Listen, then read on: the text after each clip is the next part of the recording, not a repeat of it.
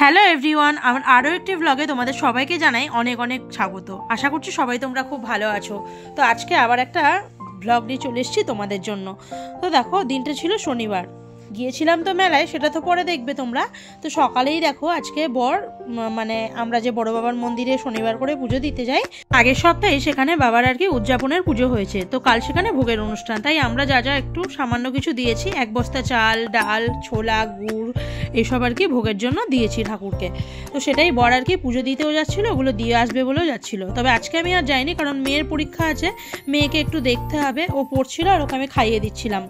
ওরা পরীক্ষা চলছিল আর কি তখন, এটা বেশ কিছুদিন আগের ব্লগ। তারপর বর বাজার নিয়ে এসছে, এখানে সবজি, বিনস, গাজর, ক্যাপসিকাম, বিট, আর এই বড় বড় এগুলো কিন্তু লঙ্কা নয়, এগুলো হচ্ছে সিমলা মির্চ বা সুইট ব্যানানা, যা ইচ্ছা বলতে পারো। আর বর নিয়ে এসেছিলো এই হজমিগুড়িগুলো, তো সেটাই একটু খেয়ে নিলাম। এগুলো খুবই লোভনীয় জিনিস, আমরা মাঝে মধ্যেই খেয়ে থাকি, মানে খাবার পরে। তারপর এখানে মাছ এনেছিল, পাবদা মাছ আর পার্শে মাছ। যদিও বর আজকে নিরামিষ খাবে, কিন্তু আমি আর মেয়ে খাবো বলে মাছ নিয়ে এসেছিলো। তবে এতটা মাছ তো, তাই যেটুকুনি রান্না করবো ধুয়ে বাকিটা ফ্রিজে রেখে দিলাম।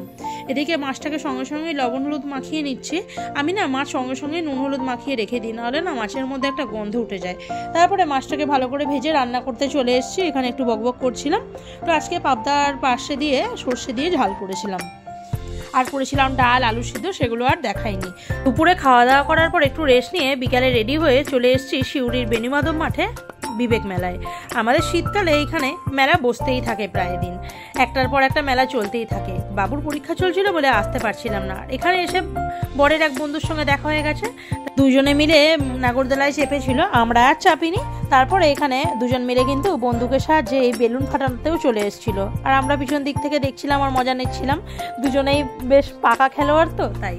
তো তারপর দেখো এখানে চলে এসেছি বটির দোকানটাতে। আমি ভেবেছিলাম একটা কুড়ুনি বটি নেবো, আমার ছিল না, কিন্তু ওগুলো ফোল্ডেবল নয় বলে নিতে পারলাম না। তারপর চলে এসেছি পুতুলের দোকানটায়।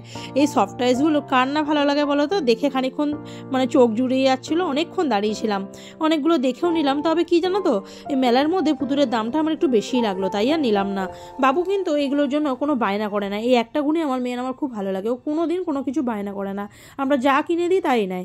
তবে ও যখন কিছু বায়না করে তখন ওকে কিনে দিই না, তা কিন্তু নয়, ও বোঝে অনেকটাই, ও বয়সের তুলনায় অনেকটাই ম্যাচিওর। তারপর চলে এলাম এই ফুলের দোকানটাতে। তো ফুলের দোকানটায় এসে বাবু বললো দুটো ফুল গাছ নেবে, তো আমি বললাম ঠিক আছে নাও। তো এগুলো খুবই ভালো লাগছিল, আর ভিডিও করে নিলাম এই সুযোগে। আমি ফুল তো খুবই ভালোবাসি, সেটা হোক বা কৃত্রিম বা হোক অরিজিনাল। তারপর চলে এলাম এই তন্দুরি চায়ের দোকানটায়। এর মাঝে কিন্তু মেলার দোকানে অনেক কিছু কেনাকাটা করেছি, কানেরও কিনেছি, সবটাই তোমাদের সঙ্গে শেয়ার করব। তো এখানে চা বানানোর প্রসেসটা তোমাদের সঙ্গে একটু শেয়ার না করে আর পারলাম না। আর এই যা ঠান্ডা ছিল, ওই ঠান্ডাতে একটু চায়ে চুমুক না দিলে হয় বলো তো। এদিকে বাবুও কিন্তু চা খেয়ে নিচ্ছিল। তারপর চলে এসেছি মেলাতে লোভনীয় আচারের দোকানে। এর আগের বারে যখন রাজশাহী মেলায় গিয়েছিলাম তখন এই আচারের দোকানটা দেখেছিলাম আর নিয়েও ছিলাম, তবে তখন অল্প আচার নিয়ে এসেছিলাম। তবে এই কুড়ের আচারটা আমাদের এতটা ভালো লেগেছে, তাই এবারে একদম 500 গ্রামের জারেই নিয়ে নিয়েছি, বাড়ি নিয়ে এসেছি আর কি। তারপরে আচার ওখানে নিলাম, পাঁপড়, অনেক রকমের বড়ি, এইসব জিনিসপত্রগুলো এখানে পাওয়া যায়, অনেক কিছু নিয়ে নিয়েছি। তারপর চলে এসেছি বাড়ি। হ্যাঁ, বাড়ি আসার আগে কিন্তু আমরা একটু মোমো খেয়েছিলাম, কারণ আমাদের সঙ্গে তো একটা মোমো লাভার গিয়েছিল, যেখানেই মোমো দেখবে সেখানেই বলবে মোমো খাবো। তো দেখো মেলাতে ওই দোকানটা থেকে আমরা আমের পাঁপড়, মশলা পাঁপড়ও এনেছিলাম, আর এদিকে বাবু বসে বসে মোমো খাচ্ছিল, আমিও কিন্তু খেয়েছিলাম। তারপর বাড়ি এসে এই বর বললো যে কি পাঁপড় নিয়ে এসেছি, পাঁপড়টা ভাজো। তারপরে পাঁপড় ভাজলাম আর চা করলাম, এসে এই পাঁপড় ভাজার চা দিয়ে শীতের সন্ধ্যাটা এনজয় করলাম। তো ভিডিওটা কেমন লাগলো অবশ্যই কমেন্টে জানিও, আর মেলায় কী কী কিনলাম অবশ্যই এটা পরের ব্লগে তোমাদের সঙ্গে শেয়ার করবো। টাটা।